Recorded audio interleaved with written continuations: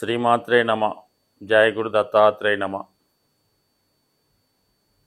ఈ వీడియోలో మనం సెప్టెంబర్ 1వ తారీఖు నుంచి 15వ తారీఖు మధ్యలో జరగబోయే పక్ష ఫలితాలు మకర రాశి వారికి ఏ విధంగా ఉంటాయి అన్న విషయాన్ని పరిశీలిద్దాం. మరి మకర రాశి వారికి ఈ పక్ష గ్రహస్థితి పరిశీలించినప్పుడు 6వ స్థానంలోకి కుజగ్రహం అనుకూల స్థానంలోకి రావడం జరిగింది. ఇక అష్టమ స్థానంలోకి రవి బుధుల కలయిక ఒక ఇబ్బందికరమైన స్థానం. అలాగే భాగ్యస్థానంలోకి శుక్రకేతువుల కలయిక ఒక విధంగా అనుకూలంగానే అనుకోవచ్చు. సో ఏదేమైనా ఈ మకర రాశి వారికి రాను రాను కొంతవరకు బాధ్యతలు పెరుగుతున్నాయి. గతంలో బాధ్యతల నుంచి బయటపడ్డాం అనుకుంటే మళ్ళా తిరిగి కొన్ని బాధ్యతలు మీపైన మీ కుటుంబం పైన రావడం జరిగింది. అలాగే కుటుంబ ఖర్చులు పెరగడం వల్ల, వ్యక్తిగతంగా కుటుంబంలో ఆదాయం తగ్గిపోవడం వల్ల మీ యొక్క ఆర్థిక స్థితి కొంత ఇబ్బంది పెడుతుంది. కుటుంబ సమస్యలు చాలా వరకు మీ అభివృద్ధికి ఆటంకంగా కలిగే అవకాశం ఉన్నది. అయితే ఇప్పుడుగా మనకి కుజుడు 6వ స్థానంలోకి రావడం వల్ల కొంతవరకు ఇది మీ సమస్యల్ని మీరు పరిష్కరించుకునే విధంగా మీ యొక్క ఆదాయం పెరుగుతుంది.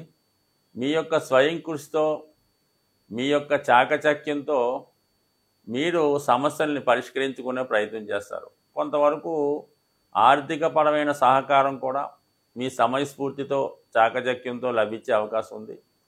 ఏదైనా చిన్న చిన్న ఆర్థిక సమస్యలు కానీ, కోర్టు సమస్యలు కానీ ఖచ్చితంగా మీకు సాల్వ్ అయ్యే అవకాశం ఉంది.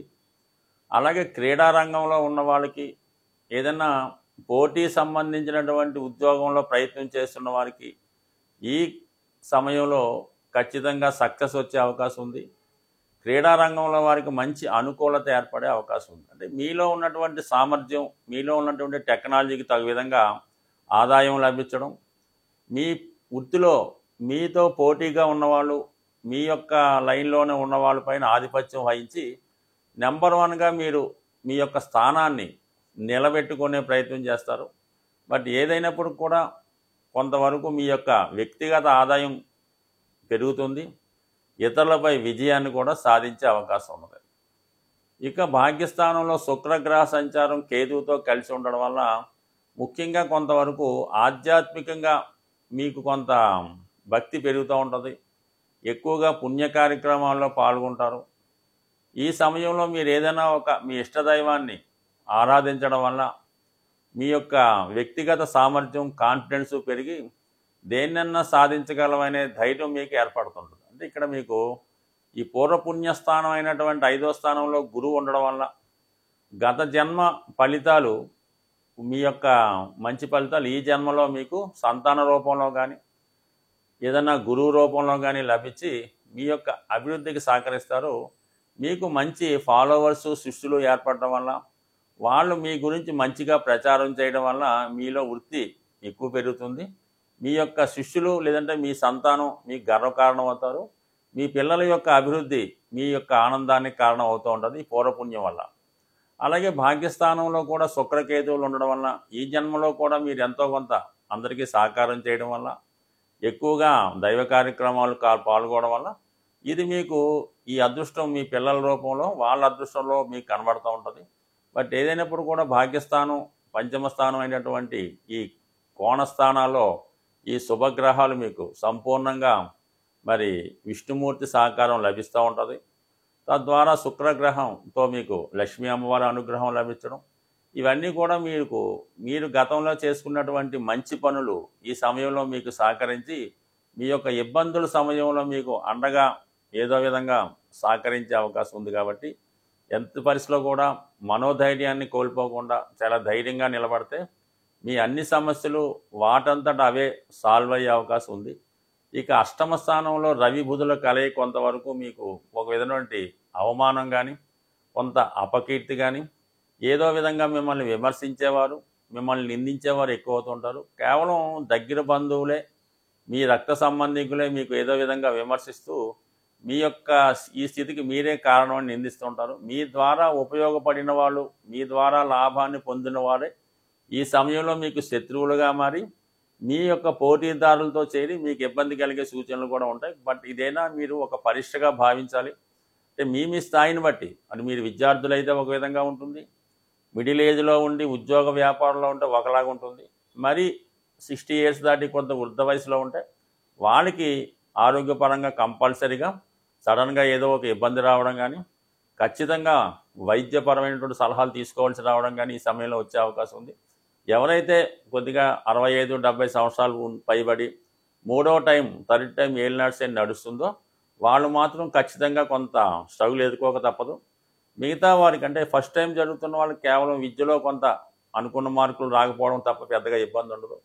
మిడిల్ ఏజ్లో 50 అటు ఇటుగా ఉన్న వాళ్ళు మాత్రం ఈ బాధ్యతలు, పిల్లల వివాహాలు, ఉద్యోగ పరిస్థితుల్లో కొంత ఎక్కువగా కష్టపడవలసి ఉంటుంది. వీళ్ళకి ఈ సమయంలో ఆర్థిక సమస్యలు కూడా ఉండే అవకాశం ఉంది. బట్ ఏదైనా ఈ రాశి వారు కంపల్సరిగా ఈ సమయంలో మీకు ఈ కోణాల్లో ఉన్నటువంటి శుభగ్రహాల వల్ల మీ స్వశక్తి కన్నా దైవం మీద ఎక్కువ భారం వేసినప్పుడు మీ సమస్యను సులభంగా పరిష్కరించుకునే అవకాశం ఉంది. సో మనకి ఈ సెప్టెంబరు 1 నుంచి 15వ తారీఖు మధ్యలో ఈ శుక్రగ్రహం అంటే అన్ని రాశుల వారికి ఆర్థిక స్థితిని పెంచే గ్రహం కానీ, సౌకర్యాలు ఇవ్వాలన్నా, ధనం ఇవ్వాలన్నా, వాహనం ఇవ్వాలన్నా, పెళ్ళి జరగాలన్నా, భార్యతో సౌఖ్యం కలగాలన్నా, సుఖంగా నిద్రపోవాలన్నా ఖచ్చితంగా శుక్రుని యొక్క బలం అన్ని రాశుల వారికి ఉండాలి. మరి గోచార రీత్యా శుక్రుడు బలహీనపడినప్పుడు ప్రతి ఒక్కరికి కూడా ఆర్థిక పరిస్థితి ఇబ్బంది పడుతుంది. అలాగే ఏదో కారణం వల్ల భార్యాభర్తల మధ్య విభేదాలు కానీ, లేదంటే వాళ్ళ మధ్య ఏదో చికాకులు కానీ వచ్చే అవకాశం ఉంటుంది. కాబట్టి ఈ సమయంలో ఖచ్చితంగా ప్రతి ఒక్కరూ కూడా మరి శుక్రగ్రహ అనుగ్రహం కోసం లక్ష్మీ అమ్మవారిని శుక్రవారం రోజు ఆరాధించడం వల్ల, కుంకుమ పూజ లాంటివి చేసుకోవడం, లలితా సహస్రనామం, శ్రీ సూక్తం లాంటివి చదువుకోవడం వల్ల, ముఖ్యంగా మీ కుటుంబంలో ఉన్నటువంటి స్త్రీలని గౌరవించడం వల్ల, వాళ్ళకి ఏదైనా ఖరీదైనటువంటి పట్టు వస్త్రాలు సమర్పించడం, వాళ్ళు సంతోషపరిచే విధంగా వాళ్ళకి ఏదైనా స్వీటు ఇవ్వడం వల్ల మీ కుటుంబంలో ఏ వలన పడలేదు, మీ యొక్క సిస్టర్ అయినా, మీ యొక్క కుమార్తె అయినా, తల్లిగారైనా వాళ్ళకి సంతోషపరచడం వల్ల శుక్రుడు యాక్టివేట్ అయ్యి మీకు ఇటువంటి అదృష్టాన్ని ఇవ్వడం జరుగుతూ ఉంటుంది. సో ఆ కారణం వల్ల ఏంటంటే మీరు శుక్రగ్రహ అనుగ్రహం కోసం అమ్మవారిని ఆరాధించండి. అలాగే ముఖ్యంగా ఈ నెల ప్రారంభంలోనే వస్తున్నటువంటి మాస శివరాత్రి రోజు శివుడికి అభిషేకం జరిపించుకోవడం వల్ల మీకు కూడా ఈ నెలంతా కూడా సౌకర్యంగా ఉండే అవకాశం ఉంది. అంటే శివుణ్ణి మాస శివరాత్రి రోజు అభిషేకం చేయడం వల్ల కానీ, దర్శనం చేసుకోవడం వల్ల కానీ నెలంతా కూడా మీకు ఆ క్రెడిట్ దక్కుతూ ఉంటుంది అన్నమాట. నెల మొత్తం అభిషేకం చేస్తే ఎటువంటి ఫలితం వస్తుందో ఇటువంటి ఫలితం ఈ ఒక్క మాస శివరాత్రి రోజు చేసుకోవడం వల్ల లభిస్తూ ఉంటుంది. సో అందువల్ల కంపల్సరీగా మాస శివరాత్రి చేసుకుంటూ ఆ రోజంతా కూడా విధి విధానంగా నియమంగా ఉండడం వల్ల ఎటువంటి చికాకులైనా మరి శివుని అనుగ్రహంతో పోయే అవకాశం ఉంది.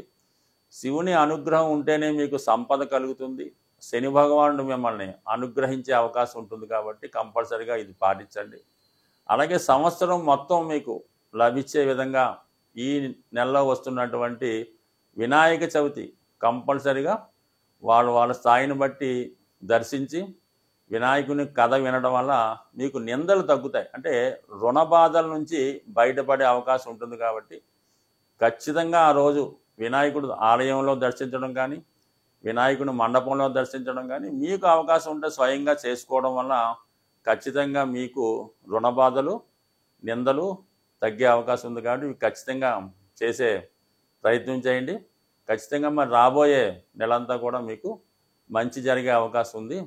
సో ఈ విధంగా చేసుకోవడం వల్ల అన్ని రాసుల వారికి అనుకూలమైన పరిస్థితి ఏర్పడుతుంది. మరి రవి బలం బాగుంది కాబట్టి చాలా వరకు స్వశక్తితోనే మీరు మీ యొక్క ఇబ్బందుల నుంచి బయటపడే అవకాశం ఉంది. స్వస్తి.